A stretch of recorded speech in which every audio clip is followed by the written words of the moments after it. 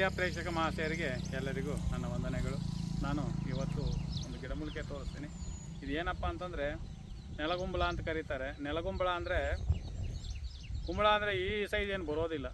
Maximum ಇದರೊಳಗಡೆ ಒಂದಷ್ಟು ದಪ್ಪ ಗಡ್ಡೆ ಇರ್ತದೆ, ಅದನ್ನು ನೆಲಗುಂಬಳ ಅಂತೀವಿ. ಅದರಲ್ಲಿ ಬೇರೆ ಇನ್ನೊಂದು ಹಲವು ಬಗೆಯಲ್ಲಿ ಬರ್ತಾ ಇರ್ತವೆ ಕುಂಬಳಗಳಲ್ಲಿ ಬಹಳಷ್ಟು ಕುಂಬಳಗಳಿದ್ದಾವೆ. ಅದರಲ್ಲಿ ಇದು ಕಾಡು ಗುಂಬಳ ಅಂತ ಕರಿತೀವಿ. ಅದರ ಜೊತೆಗೆ ನೆಲಗುಂಬಳ ಅಂತಲೂ ಕರಿತೀವಿ. ಇದ್ರ ಕೆಳಗಡೆ ಒಂದಷ್ಟು ದಪ್ಪ ಗಡ್ಡೆ ಇರುತ್ತೆ. ಇದನ್ನು ಏನು ಮಾಡಬೇಕು ಅಂತಂದರೆ ಅದನ್ನು ಈ ಗಡ್ಡೆನ ಶೇಖರಣೆ ಮಾಡ್ಕೋಬೇಕು. ಶೇಖರಣೆ ಮಾಡಿಕೊಂಡು ಯಾವ್ಯಾವ ಸಮಸ್ಯೆಗಳಿಗೆ ಬಳಸ್ಕೋಬೇಕು ಅಂತಂದರೆ, ನರಗಳ ವೀಕ್ನೆಸ್ ಆಗಿ ಯಾವ ವ್ಯಕ್ತಿಯಲ್ಲಿ ಶೀಘ್ರ ಸ್ಖಲನ ಅಂದರೆ ವೀರ್ಯ ಹೆಂಡತಿಯ ಜೊತೆ ಸಂಪರ್ಕ ಮಾಡೋಕೆ ಮೊದಲೇ, ಅಲ್ಲಿಗೆ ಹೋಗೋಕೆ ಮೊದಲೇ ಕೆಲವರಿಗೆ ಅಲ್ಲಿ ನೋಡಿದ ಕೂಡಲೇ ಇಲ್ಲಿ ಲೀಕ್ ಆಗಿಬಿಟ್ಟಿರ್ತದೆ. ಇನ್ನು ಕೆಲವರಿಗೆ ಓದಿ ಮುಟ್ಟಿದ ಕೂಡಲೇ ಲೀಕ್ ಆಗ್ತದೆ. ಇನ್ನು ಕೆಲವರಿಗೆ ಒಂದು ನಿಮಿಷ ಅಥವಾ 2 ನಿಮಿಷಕ್ಕೆ ಲೀಕ್ ಆಗುತ್ತದೆ. ಅಲ್ಲಿಗೆ ಏನಾಗುತ್ತೆ ಅಂತಂದರೆ ಆತನಿಗೆ ಆ ಲೈಂಗಿಕ ಸುಖದಲ್ಲಿ ಇದರಲ್ಲಿ ಸುಖನೇ ಸಿಗೋದಿಲ್ಲ. ಅಂಥ ಸಮಸ್ಯೆ ಬಹಳಷ್ಟು ಜನಗಳಲ್ಲಿ ಕಾಡ್ತಾ ಇರ್ತದೆ.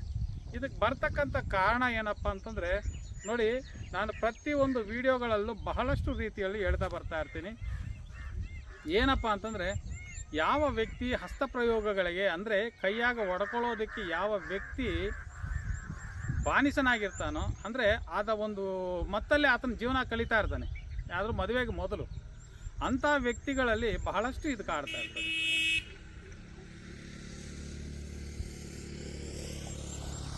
ಹಿಂಗೆ ಹೋಗೋಣಿಗೆ ಬಂಡುಂಡದು ಹಿಂಗೆ ಅವ್ರಿಗೆ లేదు ದೊಮ್ಮತಾಡ.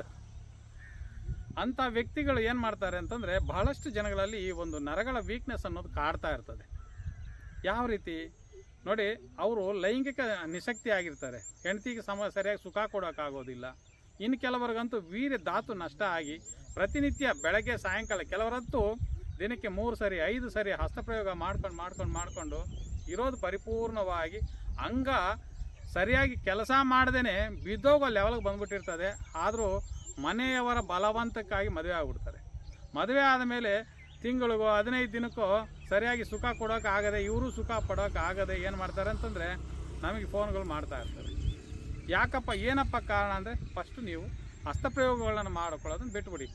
ದೇಹಕ್ಕೆ ಧಾತು ಮುಖ್ಯ. ಯಾವ ರೀತಿ ಅಂದರೆ, ಮನೆಗೆ ಪಾಯ ಎಷ್ಟು ಮುಖ್ಯನೋ ಅಷ್ಟು ದೇಹಕ್ಕೆ ಧಾತು ಮುಖ್ಯ.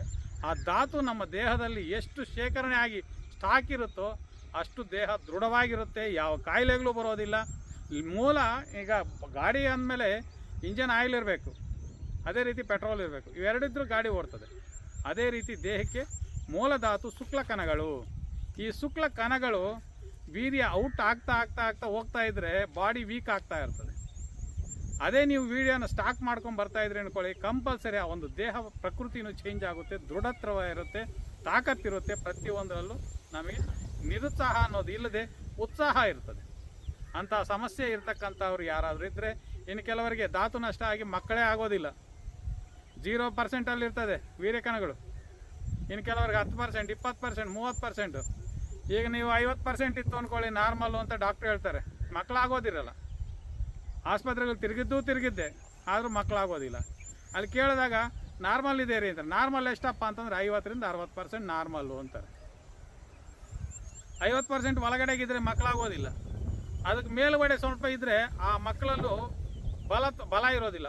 ಗರ್ಭ ಧರಿಸಿದ್ರು ಆ ಮಗುವಿಗೆ ತಾಕತ್ತಿರೋದಿಲ್ಲ. ಅದೇ ಒಂದು 70 to 80 ಮಿಲಿಯನ್ ಮೇಲ್ ದಾಟ್ತಾ ಇದ್ದರೆ ಆ ದೇಹದಲ್ಲಿರ್ತಕ್ಕಂಥ ಧಾತು ಉತ್ಪತ್ತಿ ಚೆನ್ನಾಗಿದ್ದಾಗ ನಿಮಗೆ ಹುಟ್ಟತಕ್ಕಂಥ ಮಕ್ಕಳು ಕೂಡ ಬಲಿಷ್ಠವಾಗಿರ್ತಾರೆ. ಇದನ್ನು ನೀವು ಪ್ರತಿಯೊಬ್ಬರು ಅರ್ಥ ಮಾಡಿಕೊಂಡು ಅದನ್ನು ತಿಳ್ಕೋಬೇಕು ಅಂತ ತಿಳಿಸ್ತಾ ಇದ್ದೀನಿ ಅಷ್ಟೇ ಹೊರತು ನಿಮ್ಮಲ್ಲಿ ಯಾವುದೇ ಒಂದು ಲೋಪದೋಷಗಳನ್ನ ನಾನು ಎತ್ತಿ ತೋರಿಸ್ತಾ ಇಲ್ಲ. ಈ ಒಂದು ಸಮಸ್ಯೆಗಳಿಂದ ದೂರ ಆಗಿರಿ. ಯಾವುದೇ ಕಾರಣಕ್ಕೂ ಹಸ್ತಪ್ರಯೋಗಗಳು ಮಾಡ್ಕೊಳ್ಳೋದು ಬಿಟ್ಬಿಡಿ. ಇನ್ನು ಕೆಲವರಿಗೆ ಏನಾಗುತ್ತೆ ಅಂದರೆ, ಮೂತ್ರದಲ್ಲಿ ಧಾತು ಹೋಗ್ತಾ ಇರ್ತದೆ ಬಂಕ ಥರ, ಅವ್ರು ಅದ್ರ ಬಗ್ಗೆ ತಲೆನೇ ಕೆಡಿಸ್ಕೊಳ್ಳಲ್ಲ.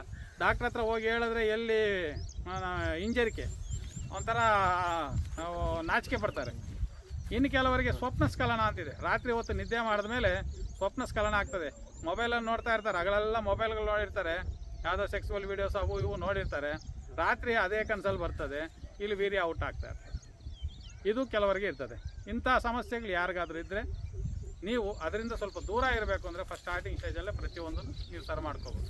ಅದೇ ರೀತಿ ಈ ನೆಲಗುಂಬಳ ಅನ್ನೋದು, ಈ ಕಾಡು ಗುಂಬಳ ಅನ್ನೋದು ಏನಾಗುತ್ತೆ ಅಂದರೆ, ಈ ಗಡ್ಡೆನ ನೀವು ಶೇಖರಣೆ ಮಾಡ್ಕೊಳ್ಳಿ. ಒಂದು 2-3 ಗಡ್ಡೆನ ಶೇಖರಣೆ ಮಾಡಿಕೊಂಡು ಚೆನ್ನಾಗಿ ಸಣ್ಣ ಸಣ್ಣ ಪೀಸ್ಗಳಾಗಿ ಹಚ್ಚಿಬಿಡಿ. ಕಟ್ ಮಾಡಿ ಬಿಸಿಲಲ್ಲಿ ಒಣಗಾಕಿದ್ರೆ ಅಲ್ಲಿರ್ತಕ್ಕಂಥ ಹಾಲಿನ ಗುಣ ಸ್ವಲ್ಪ ಡ್ರೈ ಆಗಲಿ. ಒಣಗಾಕ್ಬಿಟ್ಟು ಸ್ವಲ್ಪ ಒಣಗಿದ ನಂತರ ಏನು ಮಾಡ್ತೀರಂದರೆ ಹಾಲು, ನಾಟಿ ಹಸುವಿನ ಹಾಲು ತಗೊಬಂದು ಕ್ಲೀನಾಗಿ ಏನು ಮಾಡ್ತೀರಾ ಬೇಯಿಸಿ. ಈ ಗಡ್ಡೆನ ಮುಳುಗಬೇಕು, ಗಡ್ಡೆ ಹಾಲಲ್ಲಿ ಮುಳುಗಬೇಕು. ಇದು 1 kg ಇತ್ತು ಅಂದ್ಕೊಳ್ಳಿ, ಮ್ಯಾಕ್ಸಿಮಮ್ ಒಂದು 2-3 ಲೀಟ್ರ್ ನೀರು ಹಾಲು ಹಾಕ್ಬಿಟ್ಟು ಅದಕ್ಕೇನು ಮಾಡ್ತೀರಾ ಸಣ್ಣ ಉರಿಯಲ್ಲಿ ಇಮರ್ಗಾಯಿಸ್ಬೇಕು. 1 ಅವರ್ 2 ಅವರ್ 3 ಅವರ್ 5 ಅವರ್ ಆಗಲಿ ಪರವಾಗಿಲ್ಲ.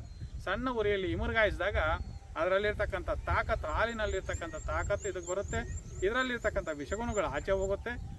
ಆ ಥರ 3ರಿಂದ 4 ಸರಿ ಆ ರೀತಿ 5 ಸತಿ ಹಾಲಲ್ಲಿ ಬೇಯಿಸ್ಕೊಂಬಿಟ್ರೆ ಅದಕ್ಕೊಂದು ಅದ್ಭುತವಾದ ಒಂದು ಶಕ್ತಿ ಬರುತ್ತೆ. ಅದನ್ನು ನೀವೇನು ಮಾಡ್ತೀರಾ ಒಣಗಿಸ್ಬಿಟ್ಟು ಬಿಸಿಲಾಗ ಹಾಕಿ ಹಾಲಲ್ಲಿ ಬೇಯಿಸಿದ ಮೇಲೆ ಅದನ್ನೇನು ಮಾಡ್ತೀರಾ ಬಿಸಿಲಾಗ ಒಣಗಿಸ್ಕೊಬಿಟ್ಟು ಪೌಡ್ರ್ ಮಾಡಿ ಪ್ರತಿನಿತ್ಯ ಹಾಲಲ್ಲಿ ಒಂದು ಕಾಲು ಚಮಚ ಅರ್ಧ ಚಮಚ ನೀವು ತಗೊತಾ ಬಂದರೆ ನಿಮ್ಮ ದೇಹದಲ್ಲಿರ್ತಕ್ಕಂಥ ಶುಕ್ಲಕಣಗಳು, ನಿರ್ಗತಿಯಾಗಿರ್ತಕ್ಕಂಥ ಶುಕ್ಲಕಣಗಳು ಕೂಡ ಉತ್ಸಾಹದ ರೀತಿಯಲ್ಲಿ ನಿಮ್ಗೆ ಉತ್ಪತ್ತಿ ಆಗ್ತಾ ಬರ್ತವೆ. ನಿಮ್ಮಲ್ಲಿರ್ತಕ್ಕಂಥ ಧಾತು ನಷ್ಟ ಆಗ್ಬೋದು, ಪ್ರತಿಯೊಂದು ಕೂಡ ನಿಮಗೆ ಯಾವುದೇ ರೀತಿ ಸಮಸ್ಯೆ ಇಲ್ಲದೆ ಪರಿಹಾರ ಆಗ್ತವೆ. ಅಕಸ್ಮಾತ್ ನಮ್ಮ ಕೈಗೆ ಮಾಡ್ಕೊಳಕ್ಕಾಗಲ್ಲ ಸರ್, ನಮ್ಗೆ ಆ ಗಡ್ಡೆಗಳು ಸಿಗೋದಿಲ್ಲ, ನಮ್ಗೆ ಆ ಕೆಲಸಗಳೆಲ್ಲ ಆಗೋದಿಲ್ಲ, ನಮ್ಮಲ್ಲಿ ವೀರ್ಯಕಣಗಳ ಸಮಸ್ಯೆ ಪ್ರಾಬ್ಲಮ್ ಇದೆ, ಅಥವಾ ಶೀಘ್ರಸ್ಖಲನ ಇದೆ, ಸರಿಯಾಗಿ ಅಂಗ ಸ್ಟಡಿ ಆಗ್ತಾ ಇಲ್ಲ, ಬಿದೋಗ್ತಾ ಇದೆ ಅಂತಕ್ಕಂಥವ್ರು ಯಾರಾದರೂ ಇದ್ದರೆ ಕೆಳಗಡೆ ಬರ್ತಾ ಇರ್ತಕ್ಕಂಥ ನಂಬರ್ ಕಾಲ್ ಮಾಡಿದ್ರೆ ಅದಕ್ಕೆ ಸಂಬಂಧಪಟ್ಟಿರ್ತಕ್ಕಂಥ ಔಷಧಿಗಳು ನಮ್ಮಲ್ಲಿ ಸಿಗ್ತವೆ, ನಾವು ಕಲಿಸ್ಕೊಡ್ತೀವಿ. ಈ ಒಂದು ವಿಡಿಯೋನ ನಿಮಗೆ ನೀವಾಗ ಮಾಡ್ಕೊಳ್ಳಿ. ಅಕಸ್ಮಾತ್ ಆಗದೇ ಇದ್ದ ಪಕ್ಷದಲ್ಲಿ ಮಾತ್ರ ನಮಗೆ ಕಾಲ್ ಮಾಡಿ. ಆ ಒಂದು ಸಮಸ್ಯೆನ ನಾವು ಬಗೆಹರಿಸ್ತೀವಿ ಅಂತ ತಿಳಿಸ್ತಾ ಈ ವಿಡಿಯೋ ಮುಗಿಸ್ತಾ ಇದ್ದೀನಿ. ನಮಸ್ಕಾರ.